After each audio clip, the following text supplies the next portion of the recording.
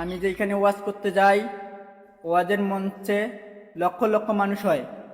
আপনারা চিল্লা হাল্লা করবেন না, সবাই ধৈর্য ধরে বসুন আর আমার ওয়াজ মনোযোগ সহকারে শুনুন। আমি যদি ওয়াজ মাহফিলে যাই, যুবক ভাই দিয়ে আমার ওয়াজ মাহফিলে ভর্তি হয়, বলেন ঠিক না বেঠে? মানুষ আমাকে এত ভালোবাসে, দিনে প্রায় 10-15টা আমার প্রোগ্রাম পড়ে, তার মধ্যে আবার হাজার হাজার কমেন্ট পড়ে আমার ওয়াজের মধ্যে। আমার আবার বেশি টাইম নাই, আমি 2-1টা কমেন্ট পড়ব। তার মধ্যে থেকে এক যুবক ভাই আমাকে কমেন্ট করেছেন, হুজুর হুজুর আপনি ছাগলের মতো মেলমেলান কেন? কি করে কে প্রশ্ন করেছে? বেয়াদবের মতো কে প্রশ্ন করেছে? এক কমিটির লোক কই? হ্যাঁ, এবার আমি দ্বিতীয় প্রশ্নে যাব। হুজুর আপনি বাইরে আসেন, আপনার পিটানোর জন্য আমরা দলবল নিয়ে তৈরি আছি। হুজুর ফালতুর মতো ওয়াজ করবেন না, আপনার ওয়াজ আমাদের একদম ভালো লাগে না, আমি আর ওয়াজ করবো না। এ কমিটির লোক কই? কমিটির লোক কই? হুজুর আমার আরেকটা প্রশ্ন আছে।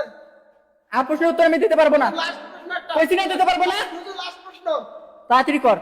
হুজুর শীতের দিনে বিয়ের উপকারিতা কি? আমি কি তোর বাপ লাগি? তোর বাপকে জিজ্ঞেস কর, তোর বাপ বিয়ে দেবে, তোর বাপকে জিজ্ঞেস কর, আমাকে জিজ্ঞেস করিস কে? আমার বাপকে যে ভিডিও আপনার দেখাবো, আমি ভিডিও করতেছি, আপনার বাপকে দেখাবো যে হুজুর বলছে বিয়ের কথা। বলেন হুজুর। এইটাই লাস্ট প্রশ্ন করে দিলাম। ঠিক আছে বলেন। ওরে যুবকের জাউরা বাপ, তোর ছেলের বিয়ের বয়সীতে তুই বিয়ে দিস না, ঠিক না বেটে? ঠিক ঠিক তোর ছেলে রাতে একলাই পুড়ে মরে, ঠিক না বেটে? তোর ছেলে সবসময় বউয়ের অভাব পায় না, ঠিক না বেটে?